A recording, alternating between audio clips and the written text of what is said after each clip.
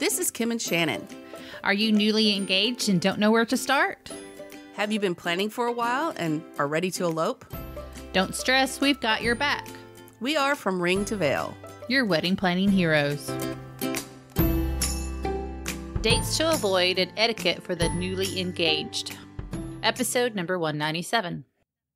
You sound much better. Just so you know. I don't sound like this.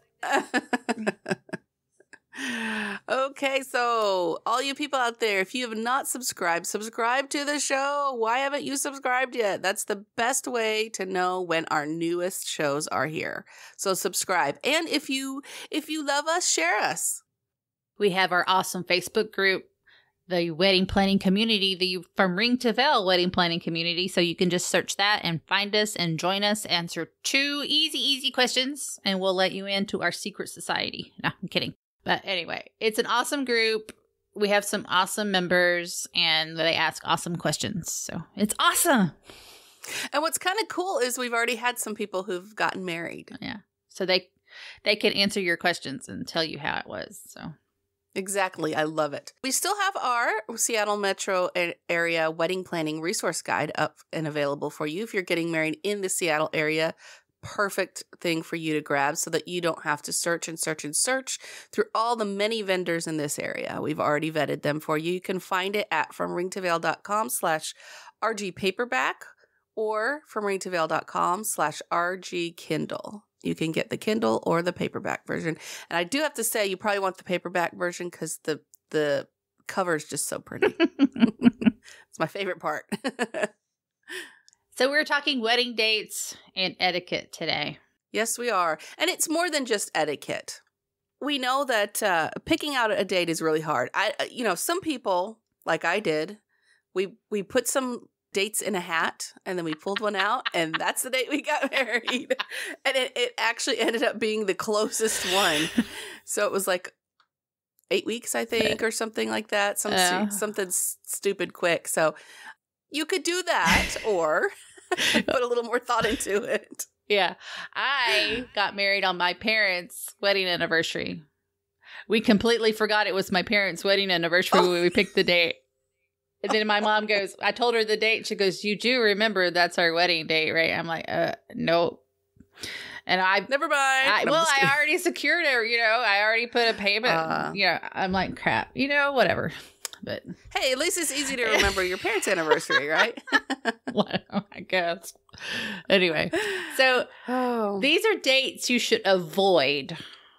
The number one date to avoid is a February date, and it's Super Bowl Sunday, which is coming up, and I'm very angry about who's in the Super Bowl this year, so I'm not going to talk about it. Well, why would you not want to get married on Super Bowl Sunday? Hello, it's Super Bowl Sunday. No, it's just, why would you? I mean, everybody is focused on that day, I think there's more people that watch the Super Bowl than actually watch football all year round. Right, because they want to watch the commercials and they want to watch the halftime, which, I might watch halftime because Maroon 5 is in the halftime show. Oh, are they? Yeah. I'm not going to watch the Super Bowl actual game. So the reason is, and with most of these dates, people usually have other plans or things that they want to do or something that they usually do on these days. Mm. So Super Bowl Sunday, I agree, is probably not the best day to get married. And through all the research that we've done, that kept coming up over and over and over is Super Bowl Sunday. So that's why we put it as number one. Yeah. The Final Four, March Madness, I'm not a big basketball person, so I really don't. See, it's the same thing. Yeah. Some people don't watch basketball all season until the Final Four or March Madness. And let's add the World Series in there because, come on, same thing. Yeah. Large festival weekends that take place in the city that you're actually getting married in, because if you realize it, like in Austin, we have South by Southwest and the ACL Festival. During those time, which South by Southwest is in March, and it's like for 3 whole weeks. That's right. And there are no hotels available. That's the only reason why you really shouldn't get married on those if you have a large festival weekend or something like that, because there are no hotels available.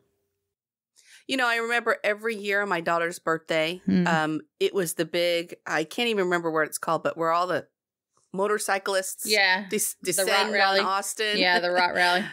And there was always hardly any hotel rooms. So, just to add to that, look at what's going on in the city that you want to get married in. Yeah. And make sure that there's going to be a hotel place for your guests. If you're in like a college town, football weekends are bad. Just think about that too. So holiday weekends, there are two camps on this. Some people say it's good. Some people say it's bad. But more often than not, families usually have plans or traditions that they do on specific holiday weekends. So I would really carefully plan that wedding, especially if you know your families that are coming, your extended family, what they normally do. Let's say on Labor Day weekend, it's usually the family reunion or something like that. You definitely don't want to do it unless you want to have it at the family reunion. Right. You really have to kind of look at the holiday weekend and decide on what traditions are done. 4th of July.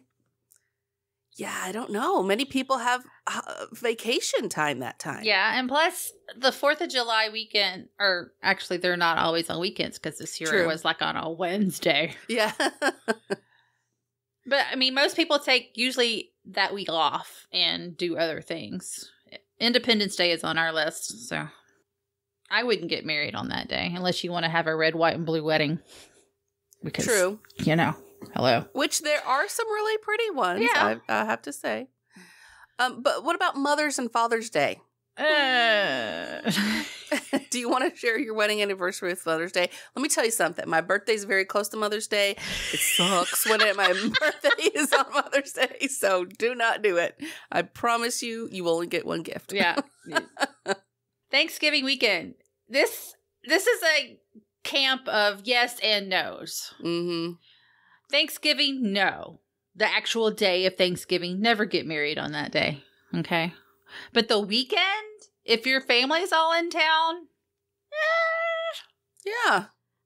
You can have a Thanksgiving dinner as your actual wedding reception dinner. Hey, you could eat turkey and mashed potatoes and gravy all the time, hey. Yeah. All weekend long. That's Kim and I's favorite thing, So, but the one thing I have to say about this is that so sometimes people trade off holidays. So one year they're at these people's house and this year they're at the other person's house. So you might be messing up somebody's system by doing this. But I was also thinking you could absolutely get married on Thanksgiving by going down to the courthouse and doing your own little thing. Well, Thanksgiving or whatever. The courthouse wouldn't be open on Thanksgiving. That's true. Or a little elopement or something like that. And then have a big party that weekend. Yeah. That would probably be very acceptable.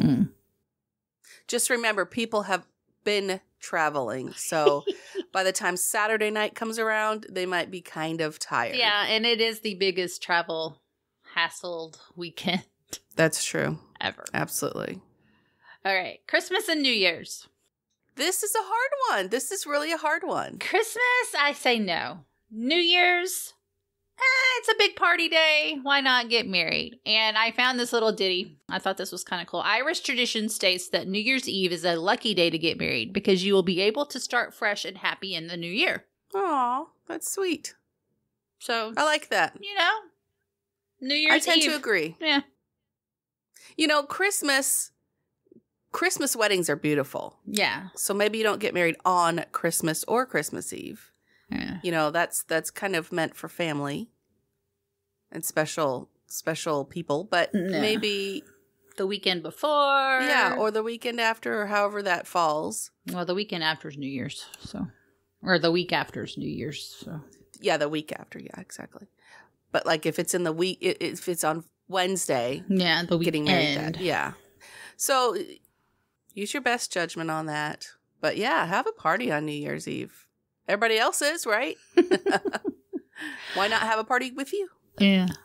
Don't ever get married on tax day. hey, why not? It'll bring some happiness to that day. I'm sorry, but no. No. All right, so there's some bad luck days, which we all probably are aware of, but I'm sure there are some people that actually want to get married on a Friday the 13th. Yeah. You know, Same just with because Halloween, too. Yeah. Mm-hmm.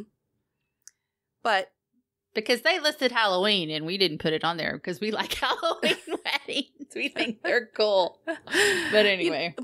So here's the deal. For me, when I think of Halloween, I think of it being more for kids. Mm. So the adults would probably be happy to go to a wedding on Halloween. You know what I mean? I know there's some adults that are pretty heavy into Halloween, but I still think it would be fun for a Halloween wedding. Mm. All right, another pretty sad day is September 11th. Yes, Patriot Day. So I don't know about getting married on that day. I'm sure there are plenty of anniversaries on that day because prior. Yeah. But I don't know. It just evokes too much sadness and thoughts, you know. The Ides of March, March 15th. If you don't know Shakespeare, look it up. Explain it. It became notorious as the date of the assassination of Julius Caesar. So,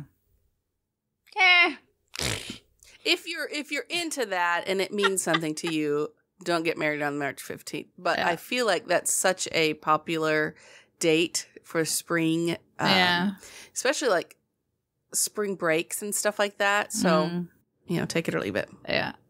December 7th, Remembrance Day, Pearl Harbor Day, whatever you want to call it. Yes or no? If you had somebody who, you know, perished in that day, like down in your family, maybe it's not a good day. That's right. But those are just days that are considered bad luck. So why tempt fate? Right? Yeah, you can do it. To not tempt fate, my son, my 18-year-old son, every time he crosses a railroad track, he lifts his feet up. I'm like, what does that do? Exactly. What does knocking on wood do, Mom? So, anyway. All right, so now you have the religious observances, the days that are very religious in nature.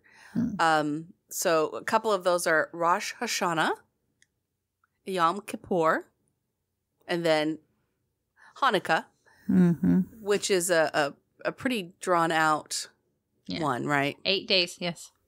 So, you know, those are people with their families doing whatever it is that you guys usually do during these days. Might not be so well looked upon, you know, to have a wedding on Yom Kippur. You know, people are like, Also, Palm Sunday, Easter Sunday, and Passover. Those, I mean, I wouldn't want to have Of course, Easter and Passover, they change every year. So you got to realize what days those are on. And Kwanzaa, which I don't know when that is. Sorry. Me neither. But you might just look into it. You know, just think of think of your wedding, the dates that you're considering. Look into them. See what's happening on those days. See if there's any kind of a religious holiday on that day, especially if you don't know. Yeah. It might just be best to not get married on one of those days. Don't get married close to a birthday. You could, but I promise you it's not all that fun. You know, for me, I love my birthday, you know, and I love to be... Kim celebrates her whole month. Yeah, I do. But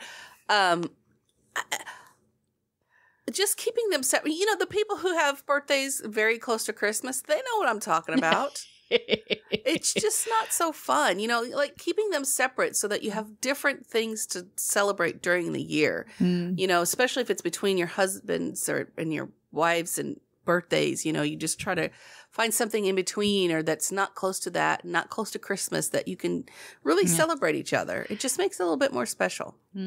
Yeah, but if you put it on your significant other's birthday, he'll always remember. True.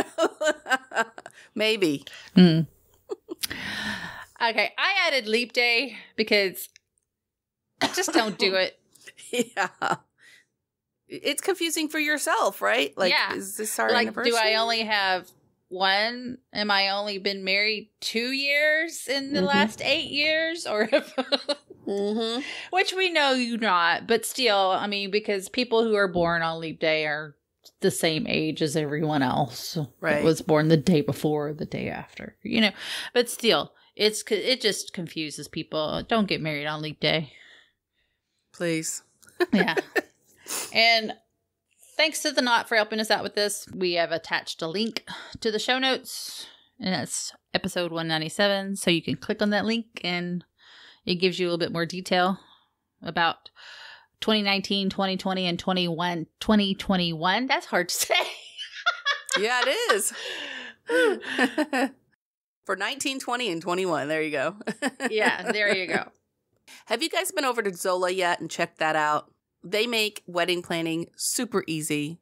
Join over 500,000 couples who are already there. You can create free wedding websites at Zola in minutes. They have over 100 beautiful wedding website designs to choose from that fits any couple's style and every type of wedding, and they're all for free. That's right. And if you register through Zola, it will integrate seamlessly into your wedding website so your guests are not confused, not having to go to different websites. It's all right there, easy to use and navigate.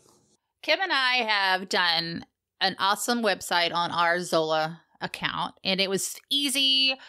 They helped you at every point, and it's just very simple, and it's all straightforward. And plus, if you register at Zola and don't really want all the household type gifts, you can register for honeymoon funds and travel gift cards like Delta and Southwest and Airbnb.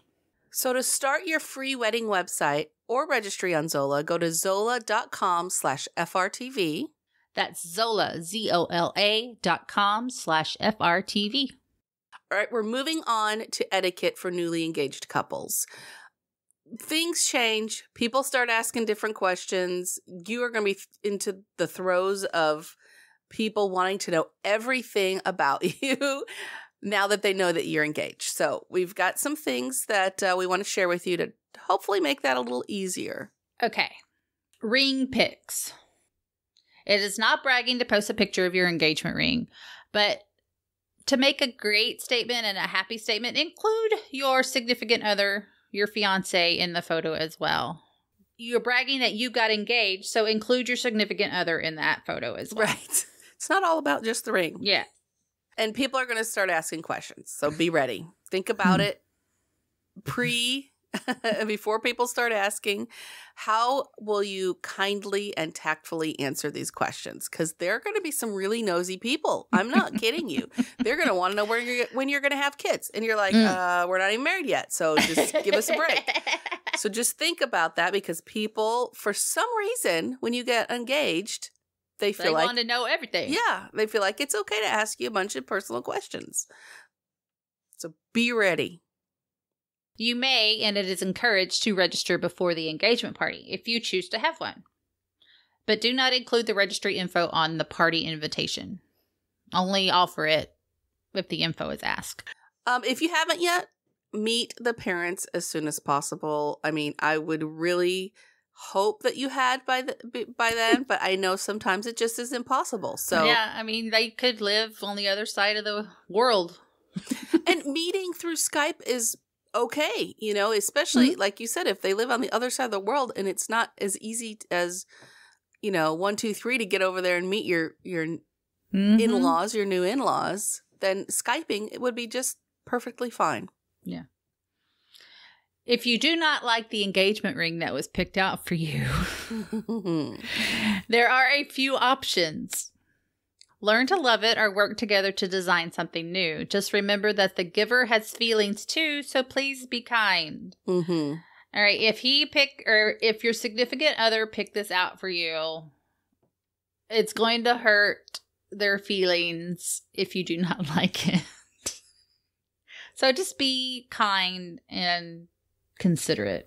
That's right. What if it's their great-grandmother's passed down ring, It was my mom, and you don't like it.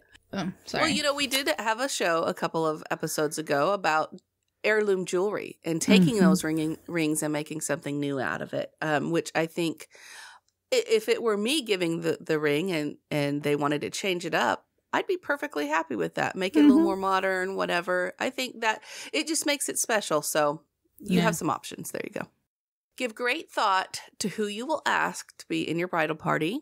It's hard to take it back once you've asked or blurted it out on a whim. Seriously, take some time and think about it because you have a lot to consider when it comes to your bridal party. And if you're on any of the bridal boards or any of the wedding planning boards on Facebook, there are tons of stories about bridesmaids dramas. So these bridesmaids and your maid of honor need to realize that they are going to need to help out with your wedding planning parties, all of this kind of stuff. So choose wisely. So we have episode 168, All Things Bridesmaids. It talks about the duties of your bridesmaids, matrons of honor, maids of honor, things like that. If you haven't listened to that, listen to that now so that you know what to expect from your bridesmaids. Mm-hmm. And you can share it with them and tell them, hey, this is what we expect. If you're going to be my bridesmaid, listen to this show. Exactly. And then if you choose to accept, circle yes. Traditionally, the engagement party is thrown by the bride's parents, but anyone can host, even you. But don't ask your maid of honor or best man to host, as they have other obligations. If you opt to have the party, make sure it's closer to the engagement rather than the wedding. That's right. Yes, spread that out, please. Refrain as long as possible from oversharing wedding planning details on social media. First, you want to keep the details a surprise for your guests. That's kind of part of the magic of it is, ooh, what's it going to look like kind of thing. Mm-hmm. Secondly, you will receive much advice, much of it unsolicited. Yes. Advice. Do you really want to do that? Would it look better if it was this way? Mm-hmm. So, yeah. When I got married, when my sister got married. Yeah. Just keep the details to yourself. If you need help, ask questions, but don't give details. I'm telling you, people get nosy and people get advicey. And they think they're all experts in everything. Mm-hmm. So you may be asked quite a few questions about the ring. How big is it? How much was it? Or even if it's real. Answering with, it's not the size that matters to me, I love it, is advised. Put some humor into it to lighten the conversation. It can be another way to go. So no one needs to know how many carats it is, how much it was. That's not their business. Mm-hmm. That isn't their business. But I mean, unless it's a big honking ring and you want to tell them that, yeah, this is a 5 carat or whatever. Just kidding. Yeah. Usually engagement parties are kept fairly small since you will most likely want to invite them to the wedding also. So I think what the etiquette there is, there's a few different things. You're going to invite them to the wedding if you're inviting them to the engagement party. Also, an engagement party could be for the ones that won't be able to make it to the wedding. So just be careful, especially if you know you're not inviting them to the wedding. Don't invite them to the engagement party. When is your wedding again? Mm-hmm. That's that question. Oh, okay. I'll make sure that date's free. Yeah. Yeah. Especially if you're going to have a small wedding. You know what I mean? When it comes to changing your status on social media, that's totally up to you. But we advise waiting until you've told all of your VIPs. That's your family, close friends. Mm-hmm. You don't want them finding out through Facebook. Tell all your important people's peeps. Mm-hmm. First, share your love and don't brag. You know what I mean? Like, the engagement is not about the getting a ring. It's about you're going to join your life with this person. Show that and not be all braggy about, look at my ring. Does this ring make me look engaged? No, I'm just kidding. But you know what I mean, right? Like, show your love. That's what people will enjoy. Yeah. That's why you include your significant other in the engagement ring photo. Anyway. Yes. And your engagement photos, too. Yeah. Calling your in-laws mom and dad. It's up to you. I don't call my in-laws mom and dad. I call them by their name. That's right. So I don't feel comfortable calling them mom and dad because they're not my mom and dad. That's right. I feel the same way. So some people are never comfortable doing that, which is just fine. But if you are, that's great too. So it's totally up to you. You can love your in-laws like they're your mom and dad. Call them mom and dad. Yeah, if you want to. Or mama blah and daddy blah. Next, don't panic and get overwhelmed at the idea of wedding planning before you've even started. There are lots of resources and people to help you. Hey, we're here. Yes. This is why we're here. We don't want you to be panicked and overwhelmed. It's really easier than you think it is, and that you can make it. Some people can just overdo everything and overthink everything and overstress over everything. But again, there's podcasts, there's books, there's your maid of honor and your bridesmaids that are there to help you through this process and should be happy to help you through this process. So don't panic and get overwhelmed, especially before you even start. Don't let wedding planning take precedence over your relationship. Keep dating. Keep communicating. That's your support right there. Mm-hmm. Communicate. Love each other. So, in thinking about this, when you have kids, it seems like that's all you talk about with your significant other. Just about the kids. And it comes to a point where you're like, okay, we're going to go on a date and we're not going to talk about the kids. It's the same thing when you're wedding planning. That's all you want to talk about.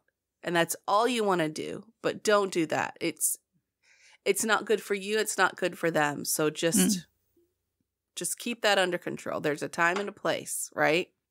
Make plans. Hey, we're going to talk about wedding planning and we're going to plan out some things.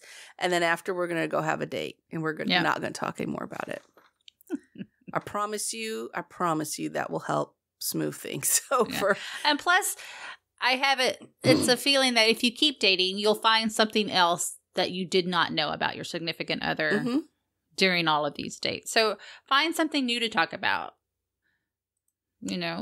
Like what's his favorite thing ever to do? Maybe you don't know that. Maybe you do. Maybe you want to explore that. Just date. That's right.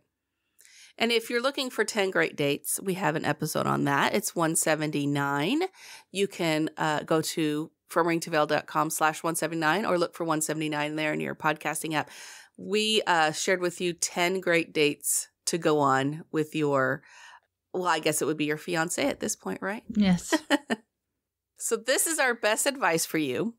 A little bit of etiquette for your newly engaged self and how to handle some things. If you have any questions about any of this, please email us, info@fromringtoveil.com, or hit us up on Facebook, From Ring to Veil, of course, or Instagram. We're on that quite often. And we're happy to explain more. If you have any questions, just email us and let us know. We'll take care of that as soon as we can. A few shows that are coming up. We do have a show coming up about planning your honeymoon. We're going to have a show about engagement parties, a little more getting into the parties and how to plan it and what to do and things like that. We would love topics from you guys. If you have any ideas for us or there's something specific that you want us to talk about, we'd love those topics. Send them over and we'll do our research and due diligence and get this show out to you as soon as possible. And if you bring up a show that we've already done, we'll send you the link to the show so you can check it out. So that's right. And if you've listened to it and there are more questions, please let us know. Because we'll do a recap. That's right. We love it when people email us like they've listened to a show and they've had more thoughts or they've had something to share so that we can share it out with you guys just to share more knowledge, right? The more we share, the better. Are you having trouble getting started on your wedding planning and need a little help? We have our timelines and checklist available at fromringtoveil.com/checklist. It is still $2.99. We are planning to add more to it, so get it for the bargain price now and jumpstart your wedding planning. Don't forget, we have our Facebook group. We want you to join. So join it. Answer the 2 questions. They're very easy. It's just a little question about, are you getting married and when? We're not asking about when you're having kids or anything like that. No. So don't worry about that. Join us. It's from Ring to Veil Wedding Planning Community on Facebook. Subscribe to the podcast anywhere you can listen to podcasts. We are on Apple Podcast and Google Podcast, and we even have a skill on Alexa, so check it out. And until next time, no stress, no worries. Keep calm and listen on. Music provided by bensound.com.